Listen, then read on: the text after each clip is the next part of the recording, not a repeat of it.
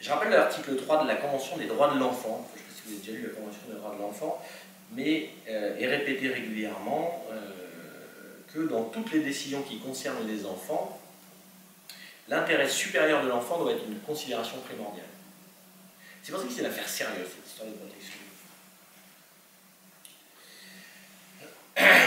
C'est-à-dire, est-ce qu'on se base pour penser une politique, et c'est là où je reviens sur ce que je disais sur la philosophie ou les finances, pour penser une politique de protection de l'enfance, effectivement, il faut de l'argent pour payer les prestataires, les partenaires, mais dans la réalité, qu'est-ce qu'on place en premier, quoi? Où est-ce qu'on met la focale? Combien ça coûte ou la réussite de la question. Ou à quoi ça sert à l'échelle d'une société? Qu'est-ce qu'on fait de nos enfants? Ça pose un peu cette question-là, finalement. Le contexte actuel par rapport aux besoins d'accompagnement des enfants, de placement des enfants, comment tu vois évoluer? Le nombre de places qui serait nécessaire par rapport à... Je n'ai aucune idée pour le chiffrer. Parce qu'il y a tous ces mécanismes en amont de toute façon, il n'y a pas de place. Parfois, le juge le prononce et on ne trouve toujours pas de place. Et l'enfant reste dans la famille, même si le juge a dit cet enfant est en danger, il faut le placer. On est aussi sous l'égide de ce que certains dénoncent comme une idéologie familialiste. On pourra couper, on peut pas. L'idéologie familialiste, c'est cette idée qui est aussi un objet de discussion, un objet de débat philosophico-politique. C'est-à-dire, est-ce qu'un enfant doit maintenir coûte que coûte le lien avec ses parents biologiques ou pas? Et cette idéologie-là qu'on retrouve dans la dernière grosse loi de protection de l'enfance qui date de 2007, elle est mise en avant. Avant tout, il faut que le lien soit gardé. Or, on repère des enfants dont les parents sont parfois ont des troubles psychiatriques importants qui s'abîment au contact de leurs parents.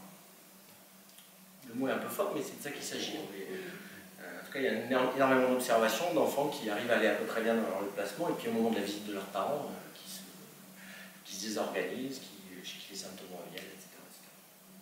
Il n'est pas question de considérer de jeter l'opprobre sur des parents, mais où est-ce qu'on place la focale? Est-ce qu'on s'identifie? Est-ce que les politiques publiques mises en avant à ce niveau-là s'identifient aux parents, les mêmes adultes que nous? Nous aussi on a des difficultés avec nos enfants, on peut les comprendre, etc. Ou est-ce qu'on s'identifie à cet enfant qui est en plein développement psycho-affectif, qui va devoir se construire pour devenir un citoyen à peu près d'aplomb, et à ce moment-là, ça change un peu la donne. Et je crois que les politiques publiques et les moyens mis en œuvre sous-estiment réellement les dégâts que posent des conditions de vie mauvaises dans le développement de l'enfant, et tendent à minimiser ce que vit l'enfant. Vous savez que dans les années 90, on opérait les bébés sans anesthésie quand même, en France. Certains bébés, dans certains cas. Ouais. C'est-à-dire regarder sur... Eh bien non, c'est les bébés. Ils sont en rien, c'est pas vraiment encore des humains. Ah bon? C'est dur à croire. Donc je suis allé fouiller un peu, j'ai retrouvé, alors j'ai pas tous les sources et tout ça, mais allez regarder sur internet douleur de l'enfant. C'est-à-dire qu'un bébé qui pleure, il va bien s'arrêter quand il... ou il pissera moins. On l'a déjà entendu ça. Quand il aura plus de larmes, il s'arrêtera, etc. Alors qu'un bébé, la psychologie, la psychanalyse, etc., nous ont appris ce qui se passait dans le... nous ont appris, théorisé, en tout cas, on proposait des modèles pour essayer de comprendre ce qui se passait dans la construction psycho-affective de l'enfant et le besoin de réassurance qu'un bébé peut avoir. Donc on est, d'un certain point de vue, à mon avis, là encore je vais revenir au Moyen-Âge, sur une vision qui s'est améliorée par rapport au Moyen-Âge. On ne dit pas une petite fille dans les ruisseaux, mais quand même qui a vraiment besoin d'être travaillée au regard de ce que les sciences humaines et les sciences comportementales permettent de repérer sur le développement. Sur l'orientation famille d'accueil ou maison d'enfants, à chaque fois que la question se pose, on se réunit avec des nombreux, à plusieurs, parce que c'est des questions tellement compliquées et qui mobilisent tellement d'affects, qui mobilisent l'enfant qui est en nous, qui mobilisent notre représentation de la parentalité, etc., qu'il faut des regards croisés systématiquement et si possible pluridisciplinaires, souvent à travers sociaux, psycho et autres. Et qu'en tout cas, quand il s'agit d'orienter un enfant, c'est l'objet d'une réflexion. Il n'est pas question, encore une fois, c'est pour essayer de sortir de cette dichotomie du bon endroit ou du mauvais endroit. Il y a vraiment des enfants qui gagnent à être placés en famille d'accueil et qui vont se reconstruire là-dedans et il va se passer des choses formidables. Il y en a d'autres qui font péter les familles d'accueil, pour le dire comme ça, hein, parce que ils sont trop agités à l'intérieur, ils sont trop peu contenus subjectivement et ils reportent sur l'extérieur ce qui se passe. Et les familles d'accueil ne sont pas suffisamment armées, ils sont 24 heures sur 24 à leur côté pour pouvoir le faire. Pour être famille d'accueil, il faut quand même une certaine disponibilité. Et puis surtout être accompagné aussi. Hein. Oui. Donc, je pense que c'est pas... Est-ce que les familles d'accueil sont vraiment accompagnées? Elles devraient. Ah oui, d'accord. Non, mais je parlais de l'État, là, je parlais pas de... Elles le sont, mais il me semble que c'est très insuffisant. Oui, voilà, c'est ça. Elles ne sont pratiquement pas. Enfin, moi, ceux que je connais, sur des cas très difficiles, ils ne sont pratiquement pas accompagnés. Ils se débrouillent tout seuls, quoi. Ouais, c'est ça qui est dommage. Oui, je sais bien. Alors, on rencontre aussi des familles d'accueil qui arrivent à utiliser les ressources qui leur sont proposées ou qui arrivent à accéder à des ressources aussi. Enfin, il y a plein de cas de figure différents, mais effectivement, ouais. Une des évolutions de la politique, c'est, et c'est ce que me dit Madame Perrier dans son retour, c'est qu'il y a un troisième type de placement que je n'ai pas nommé dans ma première lettre, c'est les mesures à domicile. Donc ces mesures dont je parlais, éducatives, AMO, etc. Alors ça m'embête parce que c'est pas du placement. Le terme arrive du placement à domicile. C'est un oxymore, ça n'existe pas, c'est clair-obscur. Placement à domicile, c'est pas un placement. Si on pense placement, c'est-à-dire éloigner l'enfant d'une famille ou d'un environnement ou de parents pathogènes. Voilà. Il y a des parents qui se révèlent être inadéquats pour développer, en tout cas à une période de leur vie, pour favoriser le bon développement de l'enfant. Voilà, et ces mesures-là se développent. Pour vous donner un peu un repère, une AED actuellement, une aide éducative à domicile, les éducateurs ont le temps de rencontrer les familles qu'ils accompagnent une fois par mois. 3 semaines quand ça va. Ils ont 30, chaque éducateur a 30 mesures. Ce qui est loin des modèles, parce que ça convoque des... C'est loin d'être une aide, hein. Ben, C'est accessoire, quoi. Alors, il peut se passer beaucoup de choses intéressantes. Il peut y avoir des contacts téléphoniques entre, il se passe des choses entre les rencontres. Et parfois, ça permet à des familles qui passent une passe difficile de retrouver un semblant d'équilibre et à l'enfant de trouver sa place. Voilà, comme un suivi psychologique. En quelques séances, on arrive à faire que parfois que ça aille mieux. Parfois, il faut partir sur des années. En tout cas, c'est assez homéopathique. Je peux t'interrompre? Ouais, bien sûr, bien sûr. C'est que, alors, je pense que ce qu'on oublie souvent, c'est d'intervenir en amont avant que les problèmes arrivent justement dans les familles. Parce qu'il y a un certain nombre de familles, que ce soit dans une petite ville comme le Verseau ou même à Grenoble, d'ailleurs, où les difficultés sont sous-jacentes, comme on voit les difficultés. Voilà, c'est... En tout cas, il y a une frilosité dans le traitement de ça par rapport à l'importance que ça a. Dans les dispositifs nouveaux, donc il y a des dispositifs dits renforcés qui sont en train de se créer, de se mettre en place. Mais là encore, le dialogue entre les associations et le conseil général ont été du côté du marchandage. Il a fallu des projets un peu ambitieux ont évidemment été retoqués du fait de leur coût au profit de dispositifs moins chers avec moins de disponibilité. Mais si on parle d'économie, on peut essayer de réfléchir à combien, parce que la protection de l'enfance coûte une certaine somme à un moment donné, et qu'en est-il 10 ans plus tard, de cet argent qu'on a mis ou qu'on n'a pas mis, 10 ans ou 20 ans plus tard. Et il s'avère que dans les milieux de la psychiatrie, de la grande précarité, des prisons, de la délinquance, il y a une surreprésentation d'enfants qui ont été eux-mêmes qui ont eu affaire à la protection de l'enfance, qui ont été placés ou qui ont été accompagnés. Donc on voit bien comment c'est globalement un échec, enfin, ça ne fonctionne pas très bien cette histoire-là. Alors c'est des difficultés familiales parfois tellement importantes que c'est des pansements sur des jambes de bois, le travail social qui peut se faire autour, mais on peut se poser la question de combien coûte un enfant dont on s'est mal occupé une fois qu'il est devenu adulte. Sachant par exemple qu'une journée d'hospitalisation en psychiatrie pour adultes coûte, une petite idée? Aucune. 3 000 euros. 1200. J'allais dire 1000 euros. Je crois qu'il y a C'est un peu large. ça, je l'ai entendu dans le cadre de santé de l'hôpital, 1200 euros par jour. Donc, En En tenant compte de toute l'infrastructure et tout. Oui, c'est ça qui faut tirer. Ouais. Mais voilà, du coup, si on pense au coût de la protection de l'enfance, il est évidemment question d'échelle de temps, quoi. Alors du coup, comment est-ce qu'on est dans une démocratie en sortant de la temporalité électorale?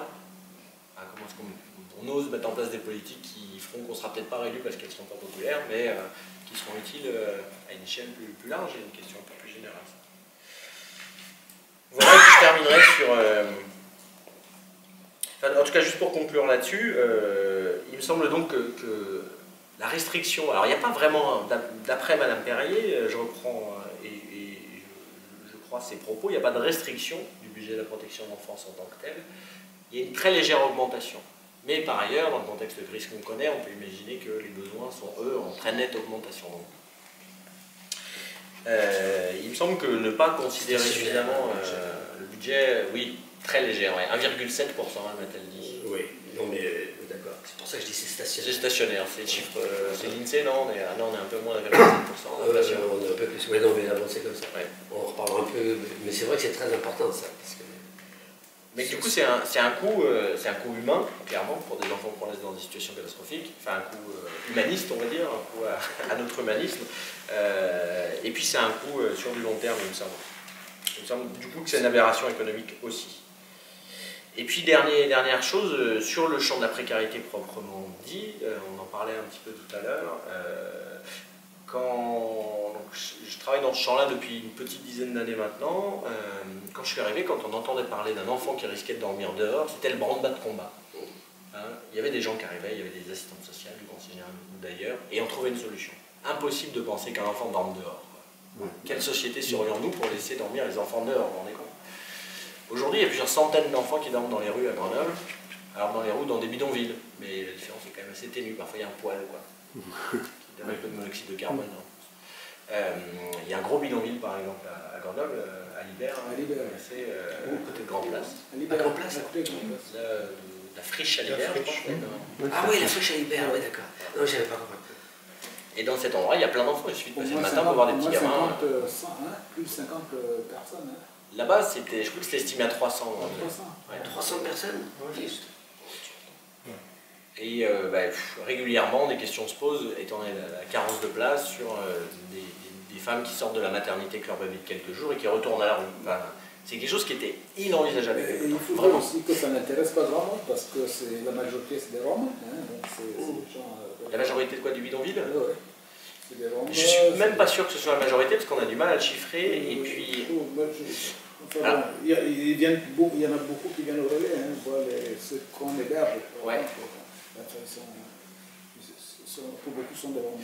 Ouais, sauf que, juste une petite nuance sur cette utilisation du mot Rome, c'est une catégorie molle, on dirait en sociologie, Rome. Parce que de quoi parlons-nous? On parle d'une catégorie ethnique. Or, notre système français est basé sur des catégories nationales. Donc on parle de citoyens macédoniens, bulgares, roumains, etc. Et on met les Roms dans les Roms. Et les Roms sont toujours mis dans les Roumains, alors que l'ethnie, si tant est qu'on accepte l'idée d'ethnie, ce qui est inaccepté en France, s'étend sur plusieurs pays. C'est européen, pratiquement. C'est européen. Et leur racine viendrait de l'Inde. Oui, on parle de personnes qui sont des ressortissants de l'Union européenne. Mais en tout cas, oui, effectivement, il y a cette image de personnes, en tout cas des migrants de l'Est, beaucoup. Donc un rejet. Il y a quelques Africains, mais assez peu. Oui, très peu. Et ça fait un rejet un peu. Mais voilà, parce que le Rome devient la nouvelle figure de la détestation sociale, l'altérité radicale, disent certains sociologues. Ce terme est assez joli parce que c'est celui auquel on ne ressemble pas. C'est bien. C'est soit le fou, soit le pauvre extrême, et là on a trouvé le Rome qui commence à rentrer sur la première marche du podium devant d'autres minorités honnies par... Je crois qu'à certaines époques, à Paris, c'était les Savoyards qui avaient cette idée. Oui, ils étaient bons calés dans la cheminée. C'était les Morianais. Bon, allez, donc juste sur cette histoire d'enfants dans la rue, et je m'arrêterai là-dessus, enfin on continuera à discuter, mais on pourrait imaginer que la vie dans la rue soit considérée comme un danger pour l'enfant, pour son développement, et que du coup on devrait le mettre à l'abri. On pourrait c'est ça. Le retirer de sa famille, ce qui serait pas terrible parce que la famille, on ne peut pas l'accuser d'être pauvre, mais en tout cas trouver une solution, quoi. Il y a quelques années, je me souviens de quelque chose qui avait fait scandale un peu à Grenoble, qu'on avait fait remonter un peu dans la presse, qui était arrivé au niveau national. C'était une famille qui avait été obligée de placer ses enfants pour qu'ils dorment à l'abri. Donc confier ses enfants au conseil général, et elle retournait sous un pont. Et là, ça a été quand même dans les pages du Monde. Ça ne serait plus aujourd'hui parce que c'est quotidien en fait, ce genre de C'est banalisé. ça c'est totalement banalisé. C'est ça qui est vraiment important de percevoir, c'est qu'on s'habitue à la banalité du mal, quoi, hein, pour le dire comme ça. Oui. Voilà. Vous voyez pourquoi on parler de travail social dans une soirée, que ça donne pas toujours... Oui. Non, mais c'est on fait un petit moment de débat, de questions s'il y en a. Oui, il faut, si vous voulez poser des questions sur l'enfance, c'est le moment. Si vous avez des questions... Dans un territoire comme le Grésivaudan, par exemple, est-ce qu'on peut identifier les familles d'accueil? Est-ce qu'on peut avoir une idée du nombre de familles d'accueil qu'il y a sur ce territoire, le nombre d'établissements d'accueil? Est-ce qu'on peut avoir un état des lieux de ce genre de choses? Non, enfin, moi je ne sais pas. Je pourrais pas... Je ne sais pas, mais est-ce que tu penses qu'on peut savoir? Y avoir accès, oui. Oui, sans doute, oui, parce que auprès du conseil général qui est en charge de la protection de l'enfance, tout simplement. Et que du coup, les établissements sont toujours comment on appelle ça, sous agrément, comme ça.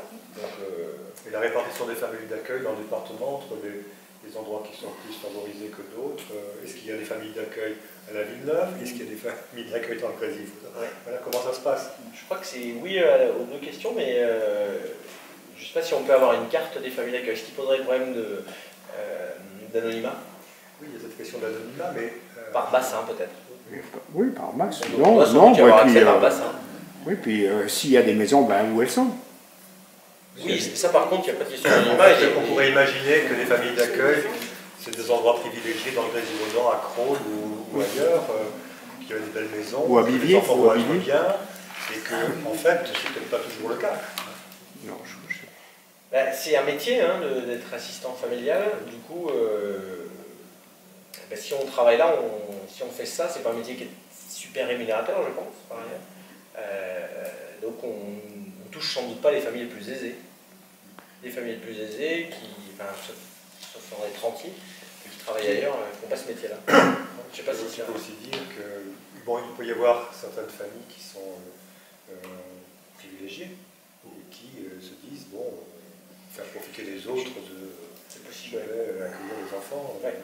Alors, il y en a, mais c'est beaucoup plus rare que les gens qui font un complément de salaire. Par exemple, dans les campagnes, il y en a beaucoup qui font justement famille d'accueil parce qu'ils en prennent 2 ou 3, parce que ça permet d'avoir un complément de salaire. Mais c'est pas mal, attention, c'est un état. C'est même très bien parce que, j'en connais donc, qui sont dans les campagnes, qui ont pris des enfants comme ça, et c'est fantastique parce qu'ils ont trouvé une famille, les gens qui sont déjà dedans. Donc en fait, c'est une très bonne méthode. Mais je pense pas, moi là où j'habite, j'en vois pas une seule. J'en vois pas. Moi j'en connais de la famille, mais ils sont pas ici. Enfin, moi j'ai l'habitude de regarder, pas vraiment en détail, mais de regarder assez régulièrement la revue de l'Isère. Ouais. Je ne me souviens pas avoir lu quoi que ce soit là-dessus. Il y a peut-être eu un numéro spécial, mais j'ai... Voilà. Et il y a un site spécial aussi sur le site du Conseil général, comment devenir famille d'accueil, etc. C'est pas mal fait, c'est même bien fait. Mais par ailleurs, après, je me dis, on est toujours dans le curatif, quoi. Qu'est-ce qu'on met au niveau du préventif? Les causes, si on ne s'attaque pas aux causes, et ça rejoint l'aspect... moi, je vais donner mon exemple. J'ai travaillé 10 ans à Villeneuve et on a eu des tas de difficultés avec des gamins, des jeunes, des gamins de 5-6 ans. Parce que, moi, je suis convaincu, j'ai pas de preuves précises, mais que ces gamins-là sont utilisés par des adultes, des dealers notamment, pour faire de la garde, pour vérifier ou pour drainer des choses. Et on n'a aucune démarche vis-à-vis des parents, parce que ces parents, il faut les aider, il faut leur donner un coup de main, il faut peut-être même des fois les remettre devant les responsabilités, et il n'y a jamais aucune initiative qui est prise à ce niveau-là. C'est de rencontrer les familles, mais y compris dans les mairies, hein, quand il y a des difficultés avec un enfant ou quelque chose, est-ce qu'à certains moments, un élu ne serait pas aussi en devoir de rencontrer la famille et puis de lui rappeler que, compte tenu de la conduite de son enfant, ben, il y a sa responsabilité qui est engagée. C'est pas normal qu'il soit dans la rue à 11h du soir ou que, voilà. Il y a des petites choses comme ça où la société, on couvre ça et après on le retrouve dans la délinquance, dans les actes de délinquance, tout ça, mais on laisse faire ce système-là. Alors que moi, je suis de ceux qui disent, il me semble que quand il y a de la déviance au niveau d'enfants, il y a des parents et c'est d'abord la responsabilité des parents qu'il faut qu'il faut mettre en cause. Ce que vous dites là, il ne peut pas être généralisé, il me semble. Oui, non, il ne faut pas généraliser. Parce que, effectivement, des éléments qui sont regardés sur la protection de l'enfant, sur l'évaluation d'une situation, ça peut être par exemple, est-ce que l'enfant, un enfant de 5-6 ans qui reste dehors jusqu'à 11h, éventuellement dont on sait qu'il travaille pour un trafic, ça va faire partie des informations dites préoccupantes, qui elles vont remonter à une commission au Conseil général, qui va évaluer la situation, éventuellement convoquer les parents, en tout cas créer quelque chose qui vienne dire quelque chose qui ne va pas sur l'enfant. Donc ça existe ça. Qu'il y ait des enfants qui... Enfin, les enfants s'adaptent à l'économie locale. Ah oui, c'est sûr. Mais qu'un enfant aille filer un coup de main à son grand frère pour dealer du shit, c'est comme un enfant de paysan va filer un coup de main pour aller s'occuper des chèvres, quoi. Enfin, c'est très juste, c'est un peu logique aussi. Donc c'est cette économie parallèle-là qui se développe. Enfin, on peut s'interroger sur les causes de développement de cette économie parallèle-là. Enfin, voilà, c'est inévitable de revenir à ces racines-là, mais ça rejoint un peu ce que vous dites. Et puis, je dirais que par rapport à la question de la responsabilité des parents, il y a effectivement des questions de responsabilité légale là, qui sont du champ de la justice. D'un point de vue plus psy, je dirais qu'on arrive d'autant plus à entourer, à contenir un enfant, son développement, sa vie pulsionnelle, sa découverte du permis, de l'interdit, etc., qu'on est soi-même à peu près contenu par une vie sociale qui nous rassure, par un métier, par une famille extérieure, par un réseau d'amis, par une reconnaissance sociale quelconque, voilà, tout ce qui fait qu'on a une place dans la société, quoi. Et je crois que c'est, quand on demande à des parents dans des situations extrêmement difficiles d'être des bons parents, beaucoup y arrivent, mais c'est encore plus compliqué pour d'autres, il me semble. Voilà, c'est plus difficile d'être parent sous les bombes que d'être parent quand tout va bien et que le frigo est toujours plein. D'où la formation des conseillères en éducation sociale, en économie sociale et familiale. Ouais. Davantage de conseillères pour aider justement les parents qui sont en grande difficulté avec les enfants, n'est-ce pas, de gérer, de s'autogérer. Et on devrait en avoir dans les mairies aussi. Il y en a parfois dans les mairies des conseillers, dans les maisons des habitants, ou dans les voilà. centres sociaux. Il y a énormément de dispositifs qui existent. Ouais, mais bon, il y a vraiment un gros maillage en travail social qui existe. Mais le besoin est vraiment exponentiel. Donc il y a ce besoin-là, et tout à l'heure je t'ai senti un peu critique par rapport justement à l'encadrement des familles d'accueil. 55 familles pour un RAF. Et je disais, bon, au travers de ce dispositif, il peut y avoir des difficultés. Mais ces familles d'accueil sont aussi sélectionnées, sont formées. Ça peut être quelque chose de très bien. Alors, quel serait, à ton avis, ce qu'il faudrait faire pour sécuriser ce dispositif d'une façon...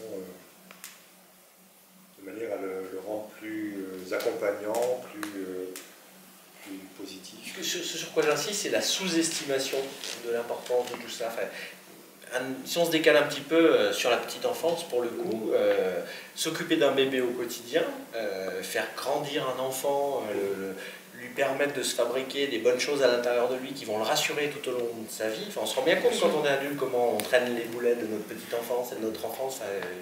Pas que la psychanalyse qui dit ça. on voit bien comment les métiers de la petite enfance sont des métiers très peu valorisés, par exemple.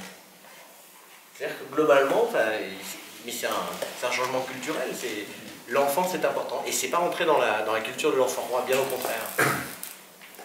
Je sais pas si j'arrive à faire passer. Des fois on voit des reportages, là, on parle d'écoles un peu pilotes, on parle de Montessori, on parle de choses comme ça. On en a parlé il n'y a pas longtemps aux infos. Oui. Par contre, effectivement, c'est des dispositifs qui coûtent très cher. Les gens n'ont pas les moyens de se payer ce genre de choses. Est-ce qu'au travers de ça, il y aurait des choses à tirer et à... Et s'aimer. Et s'aimer. Oui, exact. Qu'est-ce que tu en penses?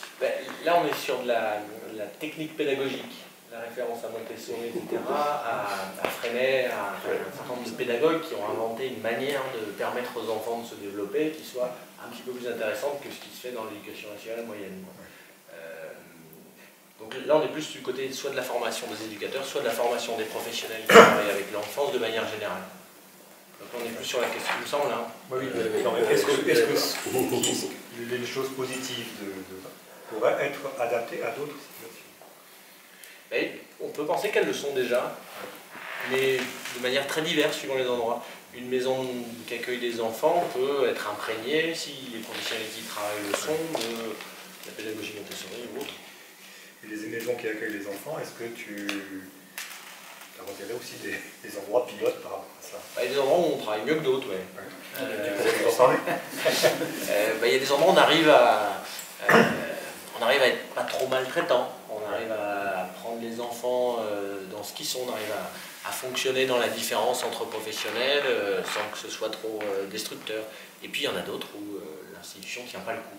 S'il y avait une politique à proposer au Conseil général par rapport à ça? Par rapport à ces maisons-là, ouais. Ça serait d'aller prendre au sérieux ce qui s'y fait. Oui. Dans le sens de... J'ai connu un endroit qui a fermé depuis, dans lequel j'avais fait un stage, donc il y a pas mal de temps maintenant, une quinzaine d'années, où on laissait tranquille les gens qui y travaillaient, parce qu'ils acceptaient d'accueillir des enfants que personne d'autre ne voulait accueillir, des adolescents très des gros troubles du comportement. Et j'ai vu un éducateur arracher une boucle d'oreille à coup de claque à un gamin. Mais il y a des associations dans l'hébergement aussi qui fonctionnent comme ça sur des départements de Rhône-Alpes, je ne citerai pas, mais qui ont qui sont pas trop regardants sur les conditions qu'on leur demande pour l'accueil des gens. L'éthique de l'association passe après ses finances. Et ça peut plaire aux collectivités ou à l'État. Donc effectivement, un conseil général qui serait... mais je dis pas que celui l'actuel ne l'est pas. Hein, mais en tout cas, je crois qu'on peut gagner en exigence par rapport à la manière dont on traite nos enfants. Enfin, je reviens toujours sur la même chose, hein, c'est un peu un leitmotiv. Moi, il y a quand même une question qui me vient dans ce que tu as précisé, c'est que on a recensé qu'il y avait des difficultés avec un certain nombre de familles, mais comme on est soit budgétairement, soit on n'a pas assez de place, on ignore tout ça. Mais tout ça, ça va coûter combien? Alors, on ignore, on laisse faire, quoi. On laisse... Patiemment, hein, c'est-à-dire que quand une famille est repérée comme étant vraiment pathogène pour un enfant... Oui, ben oui, là, il faut l'enlever. Mais là, on arrive à l'enlever. Oui. Mais bon, on sent qu'il y a des risques, et que peut-être là, si on pouvait faire une intervention, peut-être à travers une formation, ou à travers une psychologue qui intervienne auprès des parents, je ne sais pas, est-ce que ça ne pourrait pas essayer de rattraper ce handicap, cette difficulté, avant qu'elle ne s'aggrave, quoi. Vis-à-vis des parents biologiques. Vis-à-vis des parents biologiques, oui. Bah si, c'est le principe des accompagnements à domicile. C'est d'aller auprès des personnes, de leur laisser beaucoup de temps de parole sur leur manière à eux d'exercer leur fonction. Oui, mais est-ce que le département a du personnel, du personnel suffisamment structuré pour faire ça? Alors, et en nombre suffisant? À mon avis, non, pas en nombre suffisant. Après, il y a des professionnels qui peuvent être très compétents individuellement de l'aide sociale à l'enfance qui interviennent dans les familles. Et puis il y a des associations partenaires prestataires qui fournissent des éducateurs pour intervenir dans les familles, des éducateurs ou d'autres fonctions. Par contre, ce qu'on observe, c'est un resserrement de ça. C'est-à-dire qu'il y a quelques années, un éducateur avait en charge 27 mesures, par exemple. Aujourd'hui, c'est 30. Ah oui, bah oui. Donc on est sur ce truc-là, avec cette idée que les personnes ont du mal à tenir sur ces postes-là, parce que c'est énormément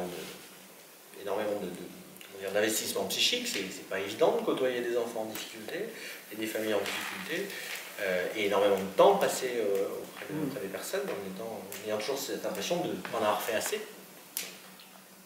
Non, parce que moi je reviens toujours avec mes origines un peu agricole. Hein, quand on plante un arbre, il faut mettre un tuteur tout de suite, autrement après une fois qu'il est parti. Donc à quel stade de l'enfance on décèle qu'un enfant il faut l'enlever? Est-ce que c'est dans les 3 mois après la naissance ou est-ce que c'est... parce que moi, d'après ce que je connais, c'est plus au niveau de l'école souvent qu'on décèle qu'il y a un dysfonctionnement familial. Et là, il me semble que c'est déjà tard, mais bon... L'école, c'est 3 ans. Oui, ça dépend comment on considère les premiers temps de la vie, en fait. Ben oui. Effectivement. On repère parfois à la crèche peut être aussi un indicateur, qui s'occupe des bébés, quoi. Mais c'est souvent à partir de l'école, la capacité de socialisation de l'enfant, son développement cognitif, la capacité d'apprentissage, etc., qui vont parfois révéler des difficultés qui prennent racine ailleurs, quoi. Donc il n'y a pas de... Enfin, je pense que plus on intervient vite auprès d'un enfant et d'une famille en difficulté, plus on a de chances que tout le monde aille mieux, quoi. Oui, je pense que... mais en même temps, on est aussi sur un fil de rasoir, parce que je ne sais pas si vous vous rappelez je me rappelle de la campagne qui s'est développée contre, c'était pas de zéro de conduite. Je ne sais pas si vous avez... c'était par rapport à une idée, c'était sous... l'UMP était encore aux commandes. Oui. C'est Sarkozy qui avait fait cette proposition. Pas de zéro de conduite. Pas de zéro de conduite, c'était la campagne contre. Ouais. Ah oui, on avait... De détecter les enfants futurs délinquants dès la maternelle. Voilà. Donc il y a un certain nombre de professionnels qui se sont alarmés en disant...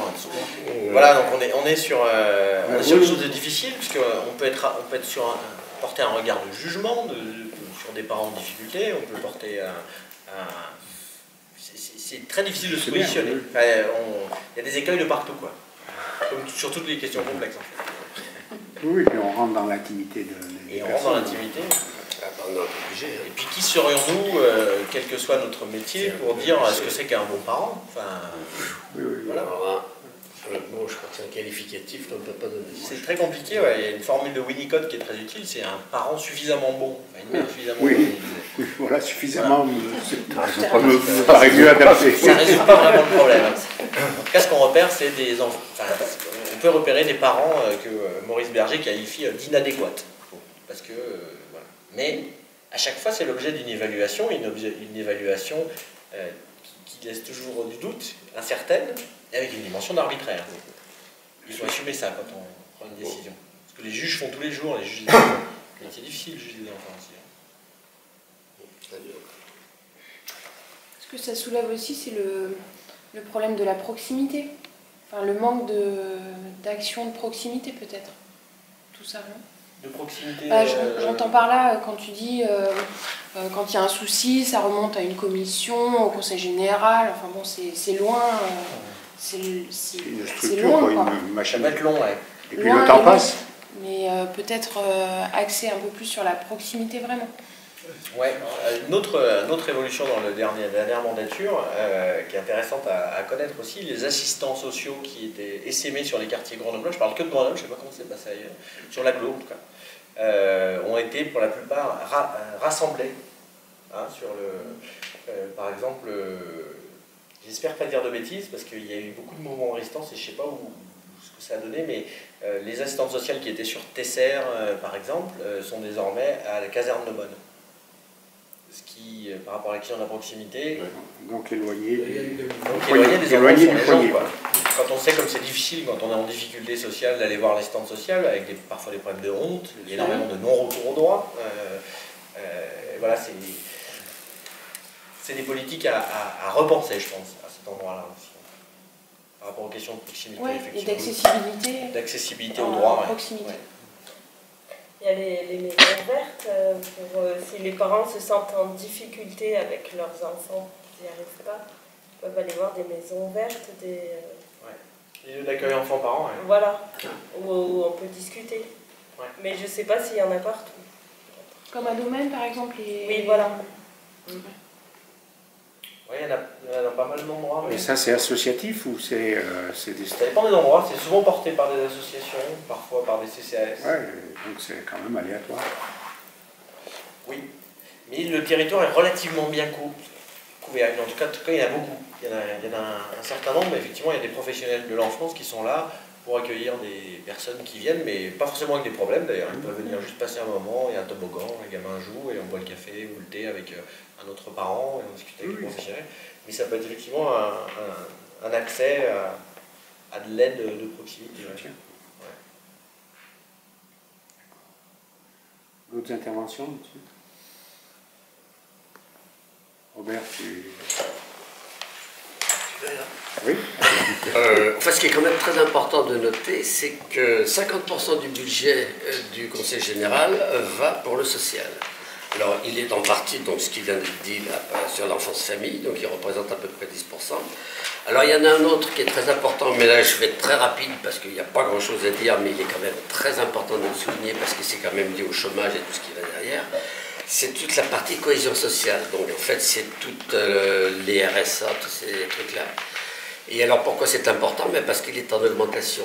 Et il est en augmentation, et celui-là, même si on n'a pas les budgets, il faut quand même payer parce que, je veux dire, on ne peut pas laisser les gens comme ça à la rue, ça serait vraiment antisocial, et puis alors, on aurait honte de participer à une civilisation comme celle-là. Mais alors, c'est pour ça que là, on ne peut pas dire grand-chose, parce que, bon, ça augmente, mais ça vient du chômage que tout le monde connaît, qui pour l'instant, on n'a pas encore trouvé la méthode. Alors, on peut parler aussi de la santé publique, mais là, je ne vais pas en dire grand-chose, parce qu'en fait, ce que fait le Conseil général, c'est simplement de conseiller aux familles, de suivre certains traitements, que ce soit pour les cancers, que ce soit pour les maladies respiratoires, ou que ce soit pour la fumée, les choses comme ça. Donc, en fait, ça reste du conseil. Alors après, on arrive à tout ce qui est, donc, les personnes âgées. Alors, personnes âgées et personnes handicapées. Alors, les personnes âgées... Alors c'est important parce que c'est le plus gros budget du Conseil général. C'est-à-dire qu'en fait, ça représente 12% du budget total et c'est le plus gros budget. Jusqu'à maintenant, c'était Mme Pérez qui s'en occupait.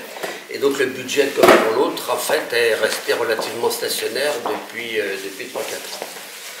Alors, dans les personnes âgées, donc en fait, il y a deux choses. Il y a d'abord l'aide à domicile et... les résidences, les EHPAD ou les maisons de retraite. Donc pour l'aide à domicile... Merci Emmanuel, j'y avais pas pensé. Je me disais, il n'est pas très chaud. Ouais. Les aides à domicile... Non mais je vais vite parce que c'est surtout les questions qui sont importantes. Donc les aides à domicile, donc il y a plusieurs associations, il y en a une cinquantaine sur le département, donc qui assurent ce service-là. Alors elles sont ou avec des accords avec le Conseil général ou sans accord. Mais en fait, sur pratiquement une trentaine, il y a des accords financiers avec le Conseil général qui fixent un prix donc à la journée, un prix donc à l'heure, avec telle association. Alors l'objectif du Conseil général, c'est à partir de 2016 d'avoir un prix unique pour le client, enfin pour le client entre guillemets, enfin pour le bénéficiaire, et des prix différents pour les associations. Ce qui fait que, en fait, la différence sera payée par le Conseil général. Donc ça va augmenter un petit peu la dépense du Conseil général. Alors il y a quand même plusieurs questions qui se posent. C'est qu'en fait, d'abord, ce sont des associations. Quel contrôle il y a au niveau financier avec ces associations? Je pose des questions, je n'apporte pas de réponse, parce que si je dois en apporter. Et ensuite, pourquoi il y a tant d'associations pour, en fait, un service qui est quand même relativement limité? Parce qu'il y a quand même une question qui est très importante. Ce service doit être pérenne. Il est très important qu'il soit continu. Parce que vous vous savez que par exemple dans le Finistère, il y a une grosse association qui a été mise en liquidation judiciaire et le service a été arrêté. Donc, moi je pense que c'est quelque chose qu'on ne peut pas admettre et que toutes les organisations, que ce soit les mairies ou le conseil général, doivent faire en sorte que ça n'arrive pas ici. Parce que c'est quand même, on n'a pas à mettre les gens à la rue parce qu'on n'est pas capable de gérer. Je crois que ça c'est une grosse erreur. Mais c'est arrivé, c'est pour ça que je le souligne. Je pense quand même que... Alors, je crois que c'est un point donc, pour les nouveaux élus qu'il va falloir regarder de près, parce que je crois que c'est quelque chose de très important et il y a beaucoup d'argent qui sont bouffés là-dedans et je trouve de façon tout à fait inutile. On s'aperçoit, mais on a fait des essais avec une association, nous, c'est-à-dire qu'en fait, avec une gestion rigoureuse, sans aucune subvention, sans aucun bénévole, je ne parle pas du conseil d'administration, on arrive à tourner. Donc, ce qui veut dire que les autres qui ne tournent pas, c'est qu'il y a problème. Alors maintenant, il faut savoir d'où vient le problème. Alors ça, c'est pour l'aide à domicile. Alors, vous savez que le conseil général, quand même, avait moins d'argent depuis un certain temps, qu'il a diminué les quotas. Au lieu de passer à 21h, il est passé à 13h, ce qui fait que, eh bien, vous avez moins d'heures pour aider une personne en difficulté. Alors, on se retrouve avec les mêmes problèmes avec les personnes handicapées. C'est pratiquement la même schématique, parce que, en fait, c'est pas tout à fait le même type de personnel, mais de plus en plus, on essaie de regrouper sur une même association les gens capables de servir les handicapés ou de servir les personnes âgées. Donc, parce qu'en fait, l'objectif, c'est un peu ce qu'on disait tout à l'heure, il faut que les gens restent chez eux parce que ça coûte moins cher, donc il faut les aider pour qu'ils puissent rester chez eux. Les maisons de retraite. Alors les maisons de retraite, vous savez qu'il y a deux types de maisons de retraite. Il y a les EHPAD, donc en fait qui sont financés en partie par le Conseil général avec l'APA, et les maisons de retraite privées, eh bien, qui se financent, qui s'autofinancent avec le prix donc à la journée que payent les pensionnaires. Alors, bon, les maisons de retraite, donc en fait privées, ben, ne rentrent pas dans le budget du Conseil général parce que le Conseil général ne paye rien pour elles se débrouille. Alors les EHPAD, par contre, là, sont pris en charge en partie par le Conseil général, que ce soit pour l'aide aux médicaments, que ce soit pour l'aide je veux dire, en fait, à certaines prestations, et puis pour ensuite, ça aide aussi les EHPAD pour avoir des prix de journée qui soient moins chers, parce qu'en fait, il y a quand même beaucoup de familles qui ne peuvent pas se payer ces journées-là. Je veux dire, en fait, une maison de retraite coûte en gros 2500 € par mois. Bon, en fait, les personnes qui ont des retraites... Une place en maison de retraite. Oui, en EHPAD. Une place. Je parle de place, on ne sait plus parler, bien sûr. Alors, bien évidemment, enfin, ça va de 2000 à 2500, mais là, je dis en gros, hein, c'est-à-dire, en fait, il y a très peu de personnes qui ont des retraites qui sont capables de payer ce type de prestations. Donc, c'est pour ça que le Conseil général paye le complément. En général, enfin, il y a toute une formulation, je peux vous faire voir comment ça marche. Et donc, en fait, même une personne qui a un revenu de 300 ou 400 € ou 600 € par mois, ben, elle est capable d'aller dans une maison de retraite, et c'est tout à fait normal, parce qu'en fait, on ne va pas la laisser dans la rue, hein. Je pense que ça serait quand même, ça serait tout à fait anormal. Alors, qu'est-ce qu'on peut dire d'autre? C'est que le nombre de... Ah oui, les maisons de retraite sont capables de faire de l'accueil temporaire, de l'accueil saisonnier ou de l'accueil définitif, donc on fait les deux. Ce qu'on peut dire aussi, c'est ce que tu disais tout à l'heure, c'est que de plus en plus de gens veulent rester chez eux, ce qui est très bien, ce qui fait que dans les maisons de retraite, on se retrouve avec des personnes de plus en plus handicapées. Donc, ah oui, mais c'est important parce qu'on oui, voilà. Se retrouve, dès qu'on franchit la porte de ces maisons-là, bien, on franchit un certain type de porte et on se retrouve dans un environnement qui est complètement difficile et souvent différent et difficile à assimiler. Alors on essaie justement de faire en sorte qu'il n'y ait pas cette coupure, mais alors là on en revient sur une question de budget, parce que pour arriver à ce qu'il n'y ait pas cette coupure, il faut un certain encadrement qui soit hors encadrement, infirmière ou assistance médicale, etc. Il faut donc un encadrement qui soit fait pour la vie sociale, entre guillemets. Mais la vie sociale, le Conseil général donne le nombre de personnes par lit pour l'encadrement, ce qui fait que des fois c'est assez limité. Je prends par exemple certaines maisons, on a un tiers de personnes pour une maison, un tiers de personnes pour une autre, bah, on ne peut pas faire grand-chose sur l'encadrement. Alors bon, ça c'est toutes des discussions qui sont en cours, mais pour l'instant, comme le budget est relativement réduit et puis complètement ficelé, donc on ne peut pas. Je veux dire, je vais vous dire, par exemple, sur une EHPAD, tout est défini avec le Conseil général, le nombre de personnes, tout, absolument tout. Donc si vous embauchez quelqu'un en plus, eh bien c'est hors financement conseil général. Voilà. L'attente pour aller dans une EHPAD aujourd'hui, l'attente. Oh, il y a l'attente, alors suivant les maisons, ça va de 15 jours à 6 mois, à 3 mois. Enfin, il y a, grosso modo, ici, ça se situe aux alentours de 3 mois. Enfin, je veux dire, celle de nous, on a celle de 3 mois, ça dépend. Mais en accueil temporaire, on en prend beaucoup plus facilement. Seulement l'inconvénient de l'accueil temporaire, enfin pour nous, enfin pour nous, entre guillemets, c'est-à-dire qu'en fait, le pourcentage d'occupation imposé par le conseil général est de l'ordre de 95 à 98%. En accueil temporaire, c'est impossible, ça tourne aux alentours de 60%. Ce qui fait qu'en fait, on n'arrive pas à boucler, c'est impossible. Donc on est obligé de transformer un accueil temporaire en accueil définitif. De notre côté, le besoin, ben, il est aussi. Mais du coup, on ne peut pas répondre. Alors on se retrouve un peu dans la baisse. Une question, quand on rentre dans les EHPAD, c'est bon, forcément pour mourir, hein, si on peut dire. Oui, on y va pour mourir, mais on y va pour vivre. C'est ça qui est important qu'il faut voir. C'est-à-dire que si on dit qu'on y va pour vivre, on transforme ça en mouroir. Et ça, il ne faut pas. Parce qu'en fait, il faut conserver une qualité de vie dans ces établissements. Parce que ça le fait de franchir la porte, ça veut dire que on a déjà pris des années de plus. Et ça, c'est pas des choses acceptables. Je veux dire, tout le monde a le droit de vivre jusqu'au bout. Mais c'est vrai, il y en a certaines où ça devient un mouroir. J'en ai connu vers Lyon, c'était épouvantable. Et nous, ce qu'on essaie justement, c'est de pouvoir développer autre chose avec une vie sociale, entre guillemets, je veux dire, pour donner d'autres objectifs aux gens qui sont là, pour leur dire, mais non, vous n'êtes pas là pour mourir, vous êtes là pour vivre, en situation de blessure. Elles ne vont pas repartir chez elles après, mais il faut qu'elles puissent vivre normalement. Et ça, c'est le plus important pour moi. Hein, ça. Vous ne pensez pas qu'il y a des projets innovants après, justement, pour essayer de faire sauter les cloisonnements qu'on connaît aujourd'hui, avec des structures qui sont dédiées petite enfance, des structures qui sont dédiées handicap, des structures qui sont dédiées personnes âgées? C'est-à-dire que de faire du multigénérationnel. Et oui. Pour mutualiser les structures, pour créer du lien, Et surtout pour créer du lien, parce que le fait de créer du lien, c'est très bien ce que vous venez de dire, parce que dans une maison de retraite, quand vous faites venir par exemple une classe de CM, je ne sais pas, je ne me rappelle plus les petits, eh bien vous voyez la vie qu'il y a dans la maison, les sourires qui sont là. Mettez des animaux, ça fera pareil. Mais alors, voilà, justement, c'est ce qu'on est en train de voir pour faire de la... Mettez des abeilles. Mais c'est très juste ce que vous dites, c'est très juste, on est en train de voir qu'avec les animaux, on peut amener une vie sociale très intéressante. Oui, mais il y a certaines familles qui s'y sont opposées parce qu'ils disent ouais, il y a des tas de bestioles, des acariens, des machins comme ça. Donc là, oui, mais je suis d'accord. Non, mais il faut créer une structure et ceux qui veulent venir viennent.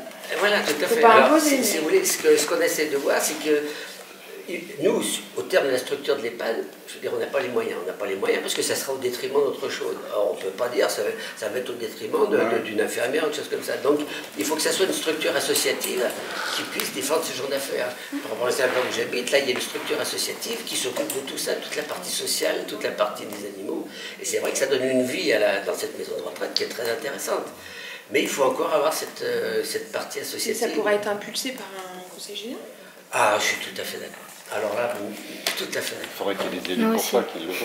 Oui, parce que là, ça peut être se fait par ça, parce que justement, il faut que, je veux dire, et là le gros problème de ces EHPAD, il faut que les associations soient uniquement pour le lucratif, et que, parce que ces EHPAD sont en gros des associations. Donc en fait, il y a beaucoup de bénévoles dans ces associations. Et je veux dire, si on veut que ça soit pérenne, il ne faut pas qu'il y ait beaucoup de bénévoles, il faut qu'il y en ait très peu, sauf des gens pour dire bonjour, bonsoir. Je veux dire, mais en fait, tout le travail de tous les jours ne doit pas être fait par des bénévoles. Parce que ça, on est sûr que ça ne sera pas pérenne. Et ça, c'est très important. Et on a les mêmes problèmes sur les aides à domicile. Et moi, c'est pour ça que je me suis payé des procès avec certaines associations, parce que, justement, je ne voulais pas de bénévoles. Parce que je ne suis pas contre les bénévoles.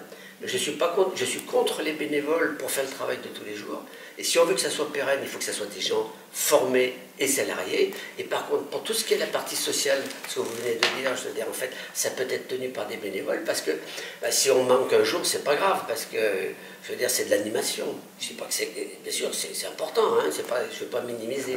Mais ça n'empêche pas la société de tourner. Tandis que, dans le cas contraire, on empêche la société de tourner. C'est pour ça que je pense que le Conseil général a vraiment son mot à dire et doit pouvoir imposer certaines structures et interdire justement le bénévolat dans la vie de toujours, dans la vie de ces associations-là, parce que je pense que c'est une erreur. Et ensuite, pour moi, c'est du détournement de fonds. Et moi, je me dis, alors peut-être que ma réflexion est irréalisable, mais je me dis, dans le cadre du RSA, est-ce qu'on ne pourrait pas imaginer qu'on réévalue ce RSA, on l'augmente un peu, mais on demande aux bénéficiaires d'apporter un certain service à ce niveau-là. Par exemple, quelqu'un qui a une formation de Bac+5, qui est au chômage, qui touche le RSA, eh bien, on ne pourrait pas lui demander de faire une demi-heure, une demi-journée d'intervention dans telle ou telle maison, ou de quelque chose comme ça, puisqu'elle a une formation elle peut répondre. Un autre qui fait de la musique, on peut lui demander aussi la même chose. Parce que moi, il me semble que donner de l'argent comme ça, sans condition, sans contrainte, c'est pas très éducatif. C'est patché. C'est un peu la charité, ça me plaît pas beaucoup ça. Alors, on ne pourrait pas avancer vers ces structures-là.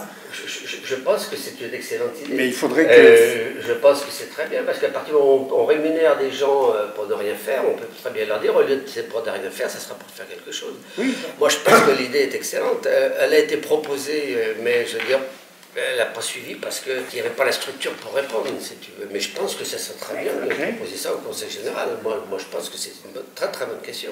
Attention. Mais il avait même été question, il y a un livre que je vous conseille justement, Martin Hirsch a écrit un livre justement sur le bénévolat des gens justement qui bénéficient, alors que ce soit au niveau des retraites ou au niveau des RSA, qui doivent participer à la vie collective, justement, et je trouve que ça va devenir indispensable, parce qu'avec les budgets qui sont de plus en plus resserrés, alors avec ou sans argent, ça c'est un autre sujet, mais c'est quand même un sujet important, mais je crois qu'avec la situation actuelle, il est indispensable d'arriver à une situation comme celle-là. Ça rejoint l'histoire du service civique. De service divisé. Du service civique. Du service civique, oui, alors comme on veut, mais service civique. Après, il y a cet aspect-là. Ça rejoint un petit peu. Ça rejoint un petit peu ça, oui. Barbara, tout non, je voulais juste souligner quelque chose. Je voulais dire que le RSA, attention, c'est pas un revenu. Non. Loin de là. Oui, et justement, mettre les gens qui sont au RSA au travail à la place de personnes qui pourraient avoir un salaire plein et qui leur permettent de vivre dignement, c'est pas loin de l'esclavage, parce qu'avec le RSA, on fait rien. Si en plus on travaille alors qu'on est sans arrêt déjà à devoir se mettre en situation de se sortir du pétrin, je pense pas que ce soit une très bonne idée. Si on est dans une idée de vraiment du service à la personne, de la resociabilisation, de lui redonner confiance, etc., il peut y avoir certaines choses, mais il faut pas que ce soit sous l'égide de l'obligation, quoi, parce que dans ces cas-là, on en vient à un système encore plus déséquilibré qu'il n'est déjà au niveau respect et considération des travailleurs. Oui, c'est une bonne remarque, mais c'est pour ça que là on peut envisager un RSA qui soit un peu gonflé justement pour répondre à ça, parce que c'est vrai qu'il est pas élevé le RSA. Moi j'ai pris le RSA parce que c'est une base, mais il faut le réaménager. Voilà. Mais il faut faire gaffe à ça, parce qu'il y a souvent des gens qui en parlent, genre ah bah ils foutent rien, ils ont 380 € par mois. Non mais ah non, super. C'était pas comme ça que je le pensais, hein. C'est à mon avis. Oui, c'est pour ça qu'il faut le souligner. Il faut peut-être même aller au niveau du SMIC en termes d'horaire. C'est bon SMIC, mais enfin. Il faut du boulot, quoi. Voilà, mais il faut qu'il y ait quelque chose que... Moi, moi l'éducation que j'ai reçue, c'est que si tu veux avoir quelque chose, il faut... transpirer. Non, mais distribuer de l'argent comme ça, sans conditions... Alors, il y a des cas suivant les conditions, hein, c'est les conditions physiques, les aptitudes et tout ça, mais il faut avoir des exigences. Je crois que la collectivité, elle a des droits aussi à exiger de quelqu'un un minimum de service. Mais dans la proposition de Jean, l'idée du service civique, c'est aussi quelque chose à prendre en considération. C'est Martin Hirsch, c'est-à-dire qu'en fait il dit service civique, mais pour tout le monde. C'est-à-dire retraité. Et c'est pour ça que je pense qu'un retraité doit participer à la vie collective sous cette forme-là. Pourquoi pas, bien sûr. Puis on ne parle pas forcément d'un temps plein, hein, ça peut être des actions. Attention, il ne faut pas que ça soit un temps plein, parce que dans ces cas-là, ça compense. Et puis ça remplace un job. Il ne faut surtout pas remplacer un job, parce que ça c'est masquer la réalité. C'est pour ça que je suis contre les associations qui utilisent des bénévoles, parce qu'on masque la réalité en utilisant des gens alors qu'on devrait mettre des salariés. Attends. Vas-y. Non, je dis, le gouvernement n'a pas les moyens aujourd'hui de payer un service civique obligatoire. Hein. Il n'y a pas les moyens pour ça, pour le service obligatoire. Oui, il ne les met pas. Il les met pas. Il n'y a pas les moyens tout court. À l'heure actuelle, avec les budgets que l'on a, il n'y a pas les moyens, c'est clair. C'est clair. Il faut dire les choses que... Et avec la situation actuelle, si on veut augmenter les budgets, il faut augmenter les impôts. Voilà. On ne peut pas. Donc il faut savoir ce qu'on veut. Hein. Soit on augmente les impôts et on est... Non, il y a d'autres Je choix. dis avec la situation actuelle. On ne va pas rentrer dans le débat là-dessus. Moi, il me semble qu'il y a d'autres choix qui pourraient être faits pour financer oui, les je suis choses comme d'accord. ça. Je te dis avec la situation actuelle. Attends, Olivier. Oui, juste sur l'exigence à l'égard des personnes qui bénéficient du RSA. Alors déjà, pour le coup, il y a des études là-dessus qui répartissent les personnes qui bénéficient du RSA, et je ne les connais pas suffisamment pour les détailler, mais il y a beaucoup de gens qui sont très éloignés de l'emploi parce que ils le sont depuis longtemps, dans des contextes socio-économiques extrêmement contraints, et que la volonté de trouver un emploi ne suffit pas. Mais on peut aussi penser l'exigence qu'on peut la demander ailleurs, à d'autres personnes. Je pense par exemple au bénéfice qu'a eu Madame Bettencourt l'année dernière. Vous vous rappelez de 9 milliards d'euros. Oui. C'est par la valeur de son travail à cette dame, hein, évidemment. Non, pas la valeur de son travail. Justement, c'est là où 9 milliards d'euros de bénéfices, en plus de ce qu'elle avait. Non, mais j'ai bien compris. Vous vous rendez compte le nombre de gens de RSAistes. Je peux pas en sortir d'autres. On remarque que sur les budgets, on peut la relativiser par rapport à ça.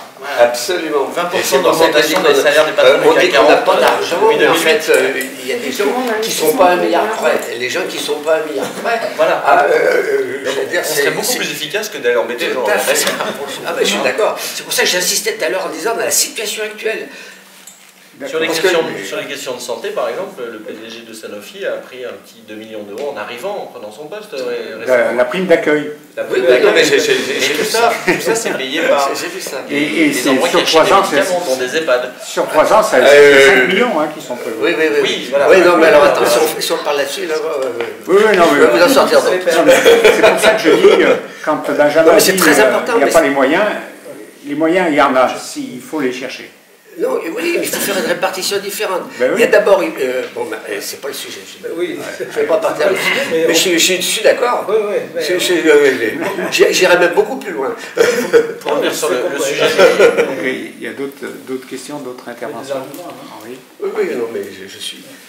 Non seulement je suis... Il y avait Olivier qui voulait encore dire quelque chose. Juste compléter, mais ça parle à d'autres aussi. Mais sur le sujet des EHPAD, en tout cas dans ce que j'en connais moi, dans ma pratique, effectivement il y a plein de super idées qui coûteraient pas cher pour le coup, qui seraient super intéressantes et qui seraient pour le coup, si j'ose employer cette expression, du côté du bon sens, quoi. Laisser les gamins venir sauter sur les bras sur les genoux et dans les bras des mamies, ça se fait déjà. Et là on a l'impression que les gens vont mieux bizarrement. Ils vont laisse les vieux avec des enfants et ça leur fait du bien. Étonnant. On fait venir donc en fait les enfants, il y a des orchestres qui viennent, il y a beaucoup de gens qui s'essayent. Il se passe plein de choses intéressantes. Qui s'essayent justement.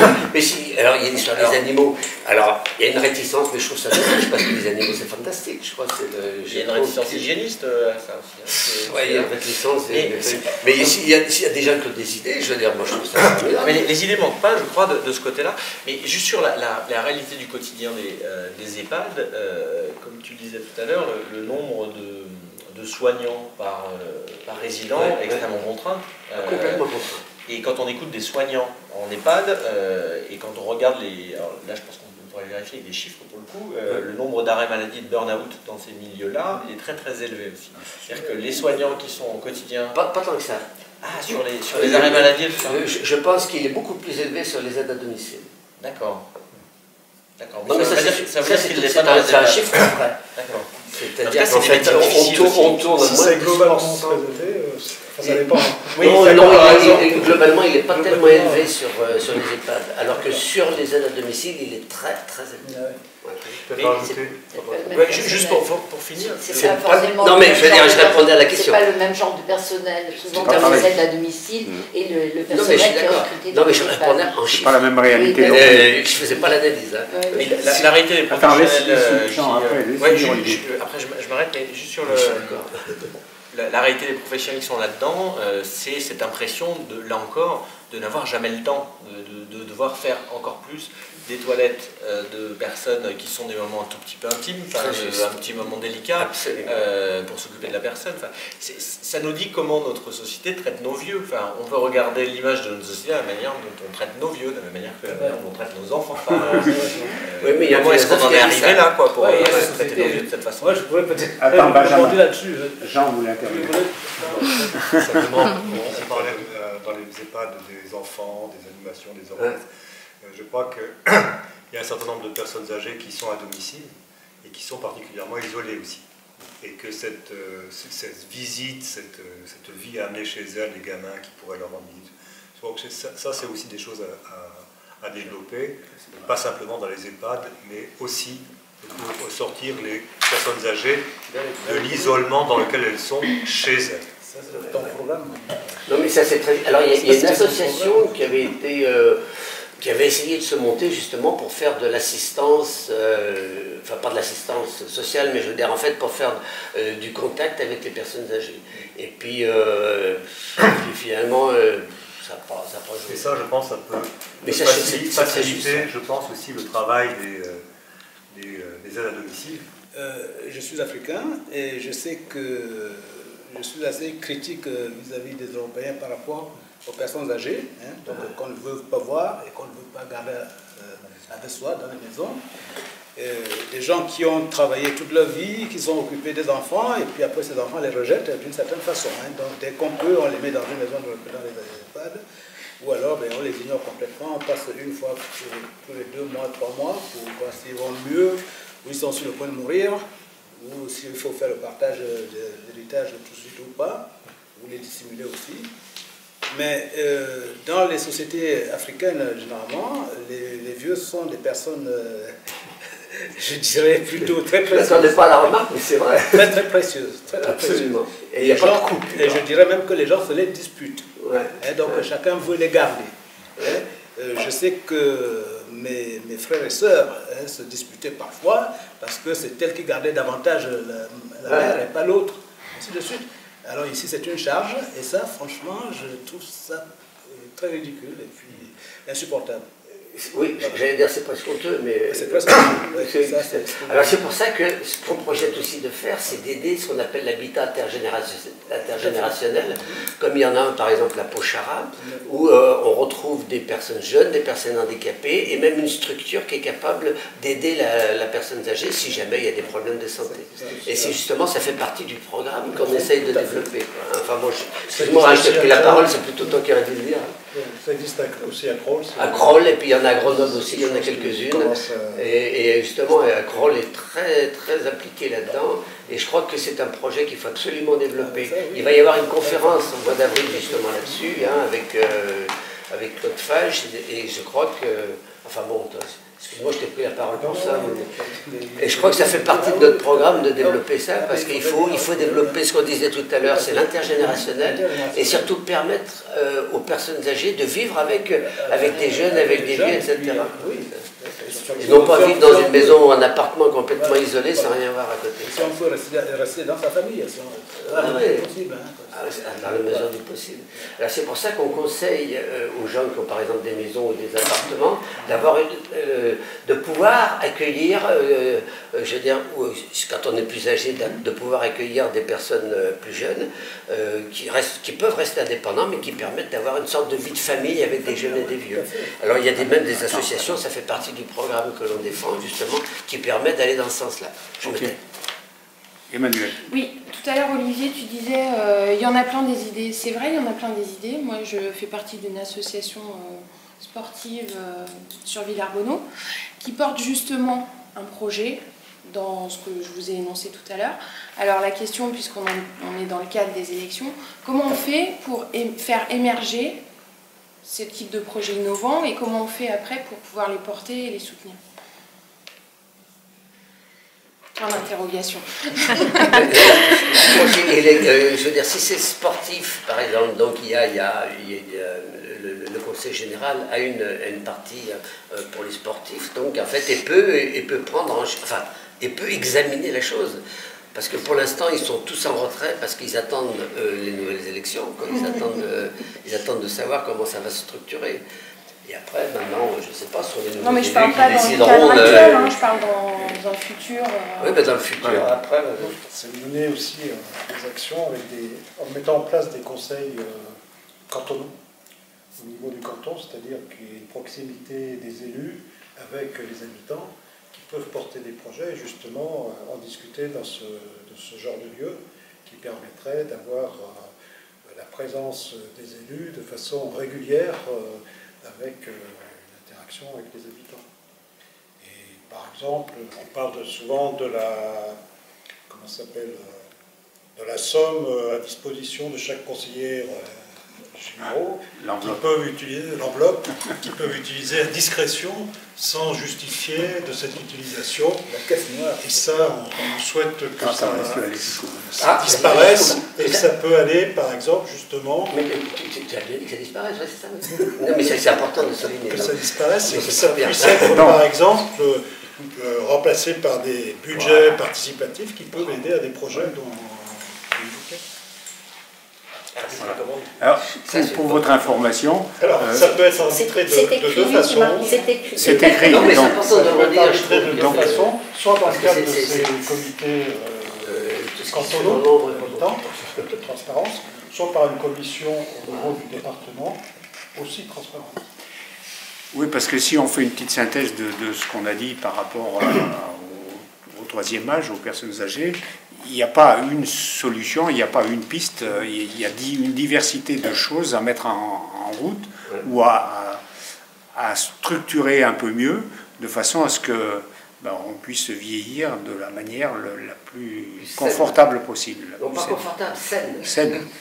Oui, voilà. C'est tout à fait ce qu'il a dit. Et c'est vrai que, y compris dans le maintien au domicile, l'isolement, la souffrance de la solitude, c'est quand même quelque chose à prendre en compte.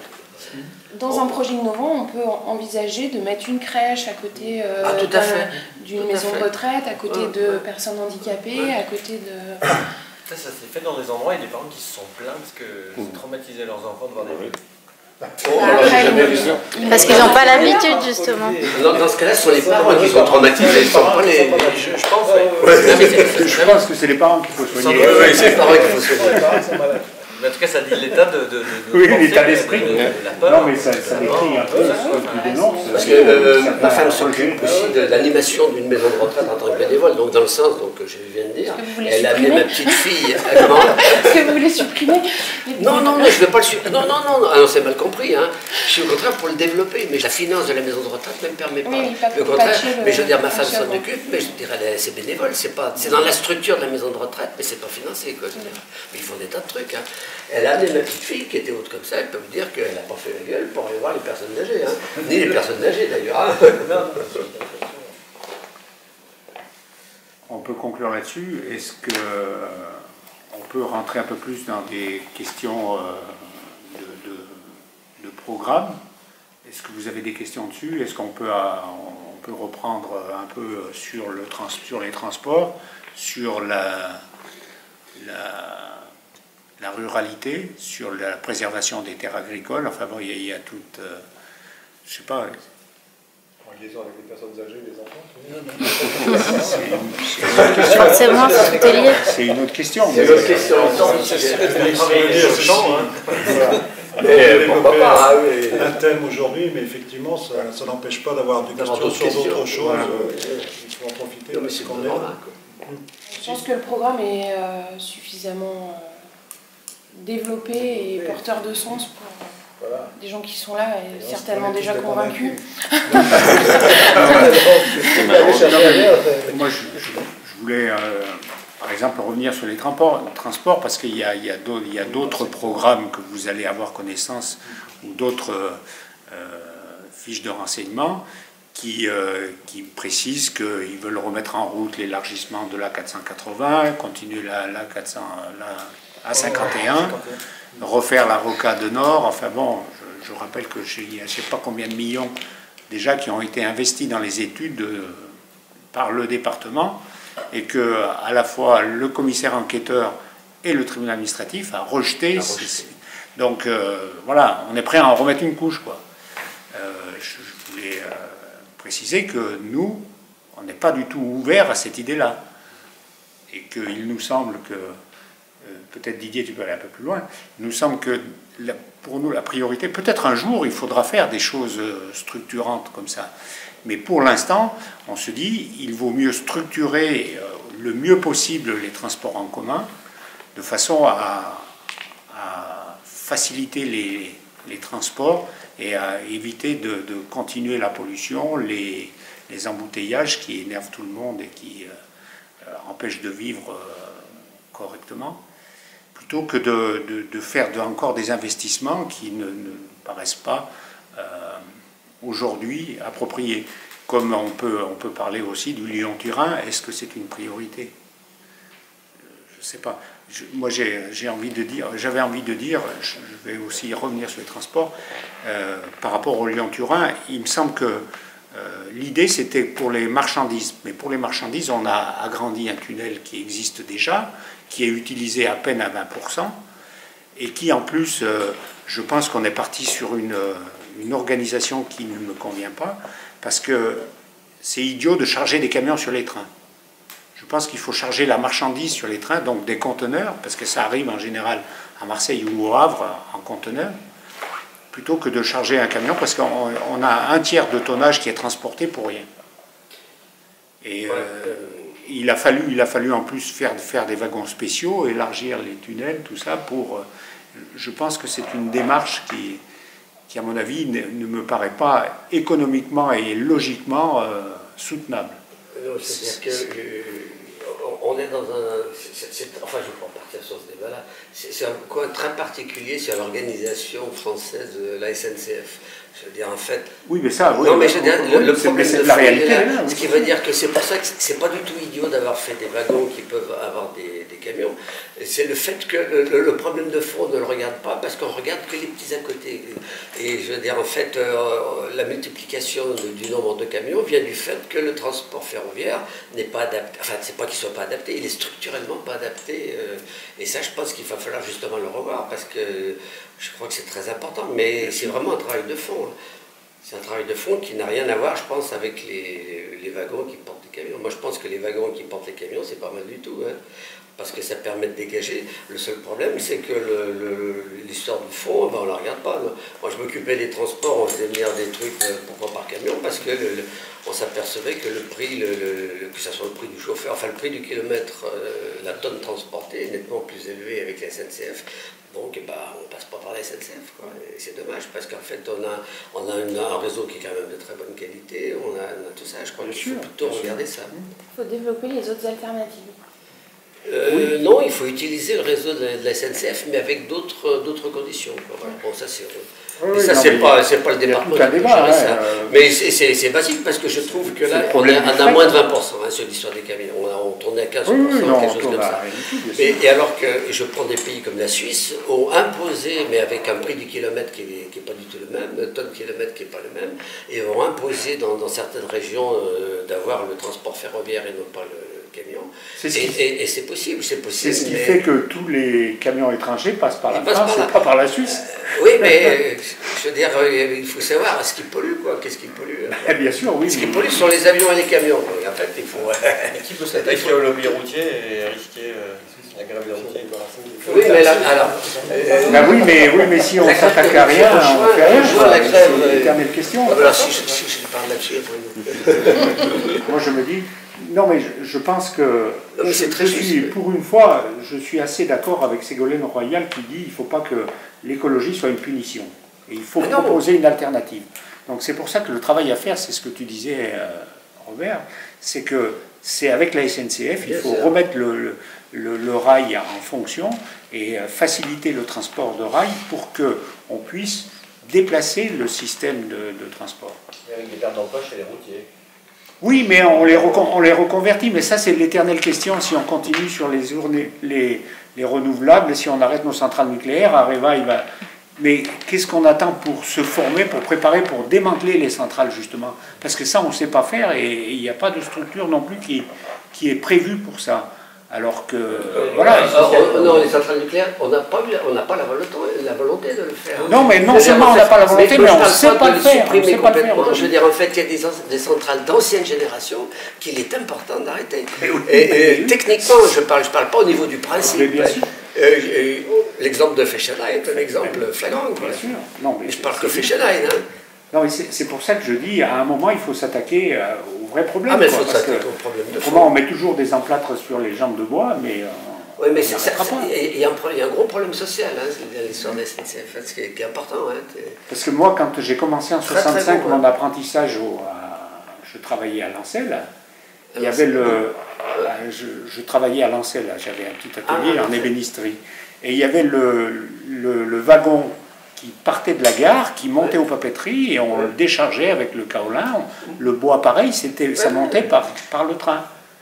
Et puis tout ça, ça a disparu. Il y avait d'ailleurs un grand bâtiment où il y avait toute la messagerie, la Cernam, tout ça, venait charger les colis là, et repartait avec les petites camionnettes pour faire les livraisons à domicile. Voilà. Ça, il y a 40 ans, 45 ans. Mais la Cernam, ça n'existe plus maintenant. Ben oui, mais voilà. Et maintenant, on a des camions qui vont et qui viennent de partout. Maintenant, la Cernam est une société de camions. Voilà. Ben oui. Ben oui, voilà, c'est ce que j'avais regarde, Maury qui faisait de la messagerie, ils sont tombés en faillite. Pour l'avoir pratiqué, il n'y a que le camion. Ah non, mais ça il ne faut pas supprimer le camion. Non, mais il faut faire en sorte que les gros transports puissent passer. Pour le moment, non. Et même, par exemple, tous les machins de bauxite, ils arrivent même à supprimer le train pour passer par le camion. C'est une hérésie basique, il faut même. Voilà, non, mais bon, on peut peut-être... mais ça, bon, on peut pas... C'est hors conseil général, quelque chose d'un peu plus précis. On peut peut-être prendre un petit verre et on peut continuer la conversation à bâton rompu, tout ça. Ok.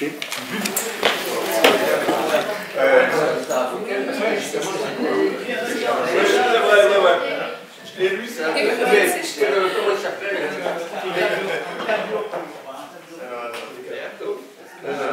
Comment il s'appelle? Qui a écrit un livre là-dessus, il a dit ça, il disait ça,